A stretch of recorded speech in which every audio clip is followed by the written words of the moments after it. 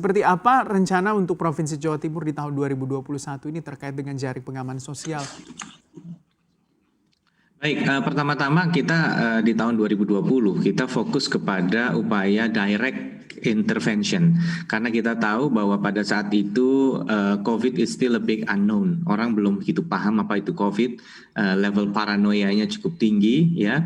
Dan di sisi lain juga memang kita harus mengambil langkah-langkah yang lebih drastis untuk mengurangi potensi kurva melonjak atau exponential spread. Nah, tetapi disitulah kemudian Pemprov mencoba memerankan sebagai supplementary terhadap langkah-langkah pusat. Jadi pusat meluncurkan misalnya bansos tunai, meningkatkan jangkauan bantuan pangan non tunai, dan juga menggunakan dana desa, maka kami mencoba mengisi yang belum terisi. Di situ kami bekerja sama dengan akademisi untuk merumuskan bersama BI, OJK, BPS merumuskan formula untuk di mana nih Pemprov nambeli sekitar 1 juta KK. Ada yang kita tebeli karena angkanya kurang tapi kebutuhannya tinggi seperti di perkotaan dapat 200.000 sebulan di Surabaya dan 200.000 sebulan misalnya di Pacitan, Trenggalek atau di Situbondo, biaya hidupnya beda, lapangan kerjanya juga beda. Karena yang di Surabaya lebih terdampak negatif, biaya hidup lebih tinggi. Itu kita suplemen. Nah, kami sudah melakukan kajian empirik bahwa ternyata bantuan yang selesai 3 bulan itu sudah relatif menolong mereka di masa tersulit dan ekonomi sudah mulai hidup.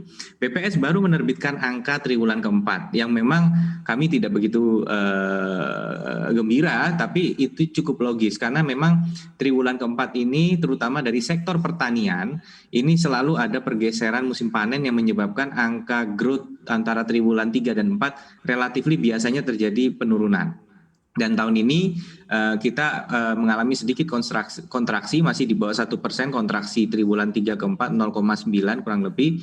Tetapi artinya secara keseluruhan ekonomi kita ini masih dalam kondisi yang menuju ke recovery tapi jauh lebih baik dari kondisi triwulan kedua. Pada saat kita mengalami kontraksi sampai 5,98 year on year-nya. Menjadi 3, dan year on year di triwulan keempat menjadi 2. Jadi situasi masih membaik relatif terhadap 2019 di triwulan keempat. Nah, kita berharap di 2021 ini energi dari Pemprov akan difokuskan untuk upaya pemulihan ekonomi. Artinya bagaimana kita kemudian mendorong agar sektor-sektor ekonomi yang strategis bisa berjalan dengan baik, mendorong pemulihan, mencapai target pertumbuhan kurang lebih 5% di 2021 sesuai dengan asumsi era APBD kami. Jangan lupa untuk download aplikasi CNBC Indonesia yang tersedia di Play Store dan juga App Store untuk mengikuti terus perkembangan informasi seputar ekonomi dan bisnis terkini.